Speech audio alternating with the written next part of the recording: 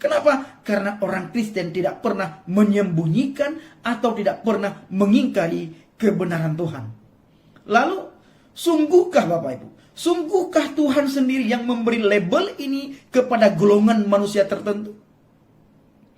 Dengan jelas Bapak Ibu, Al-Quran menyatakan bahwa pengikut Yesus Kristus atau Isa Al-Masih, atau yang lebih dikenal dengan sebutan orang Kristen, akan diletakkan di atas orang-orang kafir. Sehingga dapat disimpulkan label kafir yang disematkan oleh orang Islam selama ini kepada orang Kristen adalah salah, tidak benar, dan itu adalah keliru. Yeshua HaMasyiah, Yesus Kristus, itu sumber dari terang Bapak Ibu. Sulit untuk dipahami bagaimana mungkin pengikut Yeshua HaMasyiah atau pengikut Isa Al-Masih, seorang terkemuka di dunia dan di akhirat, disebut kafir. Bagaimana mungkin? Silahkan simpulkan sendiri Bapak Ibu. Lalu counter video ini, sehingga kami yang salah bisa menemukan kebenaran. Nah, lalu mereka mengatakan kita kafir ini kenapa? Nah, lalu kenapa? Kita sering sekali mendengar di mana mereka mengkafir-kafirkan kita. Nah, ini kenapa?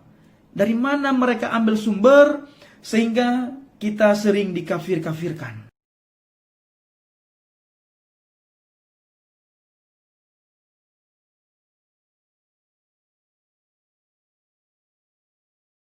Orang-orang Yahudi berkata, Uzair itu putra Allah, dan orang Nasrani berkata, Al-Masih itu putra Allah. Demikian itulah ucapan mereka dengan mulut mereka. Mereka meniru perkataan orang-orang kafir yang terdahulu. Dilaknati Allah lah mereka. Bagaimana mereka sampai berpaling?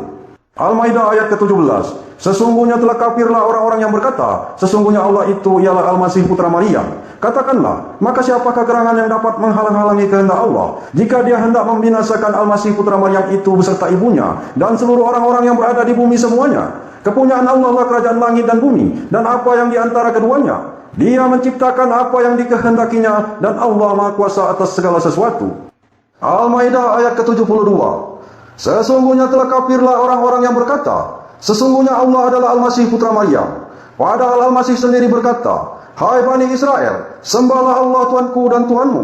Sesungguhnya orang yang mempersekutukan sesuatu dengan Allah, maka pasti Allah mengharamkan kepadanya surga, dan tempatnya ialah neraka. Tidaklah ada bagi orang-orang lalim itu seorang penolong pun. Al-Maidah ayat ke-73. Sesungguhnya kafirlah orang-orang yang mengatakan bahwasanya Allah salah satu dari yang tiga, padahal sekali-kali tidak ada Tuhan yang berhak disembah selain Tuhan yang Esa. Jika mereka tidak berhenti dari apa yang mereka katakan itu, pasti orang-orang yang kafir di antara mereka akan ditimpa siksaan yang pedih.